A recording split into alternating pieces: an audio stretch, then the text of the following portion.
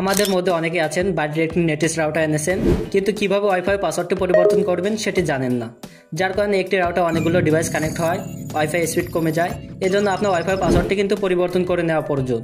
কিভাবে আপনি Netis router পাসওয়ার্ডটি পরিবর্তন করবেন মোবাইল বা কম্পিউটার সাহায্যে, সেই প্রসেসটি আজকে ভিডিওতে আমি দেখিয়ে দেবো। এর জন্য কিন্তু সম্পূর্ণ ভিডিওটি দেখবেন, তাহলে আপনি নিজের নেটিস রাউটারটি কন্ট্রোল করতে পারবেন। আপনার নেটিস ওয়াইফাই পাসওয়ার্ডটি পরিবর্তন করার জন্য আপনি আপনার ফোন বা কম্পিউটার থেকে যে কোনো একটি ব্রাউজার ওপেন করবেন। তো আমি এখানে গুগল ক্রোম ব্রাউজারটি ওপেন করে নিচ্ছি। ব্রাউজারটি ওপেন হওয়া মাত্রই আপনি এখানে দেখতে পাবেন সার্চ বার। তারপর এই সার্চ বারের উপরে একটি ক্লিক করবেন। আমি যেভাবে মোবাইল স্ক্রিনে দেখাবো ঠিক সেম প্রসেসে আপনি কিন্তু কম্পিউটারেও করতে পারবেন। এরপরে সার্চ বারে টাইপ করবেন netis.cc, এরপর এন্টার করবেন। এরপর আপনাদেরকে আপনাদের যে ওয়াইফাই রাউটার অ্যাডমিন প্যানেল রয়েছে সেখানে নিয়ে আসবে।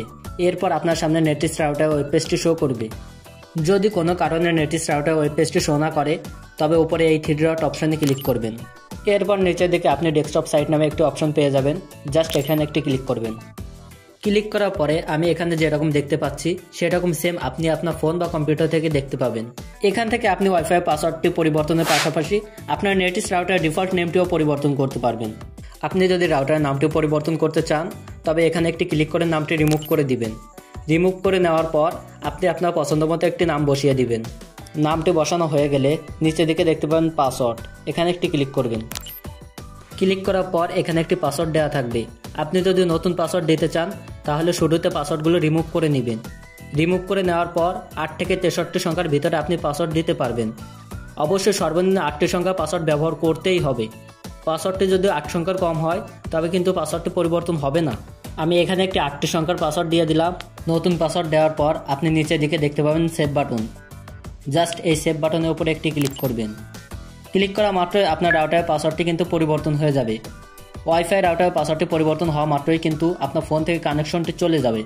তখন কিন্তু আপনি নতুন পাসওয়ার্ডটি আবারও ওয়াইফাই কানেকশনটি নিয়ে নেবেন। সো বন্ধুরা, এই হচ্ছে মূলত Netis router name and password পরিবর্তন করার প্রসেস। দেখানোর যথাসাধ্য চেষ্টা করেছি। এভাবে আপনি যে কোনো নেটিস রাউটারে ওয়াইফাই পাসওয়ার্ডটি পরিবর্তন করতে পারবেন। বন্ধুরা, এরকম ইন্টারেস্টিং ভিডিও আরও আসবে।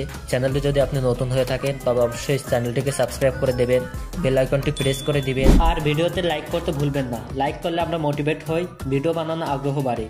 আজকের মতো আমি তুহিন বিদায় নিচ্ছি। খুদা হাফেজ।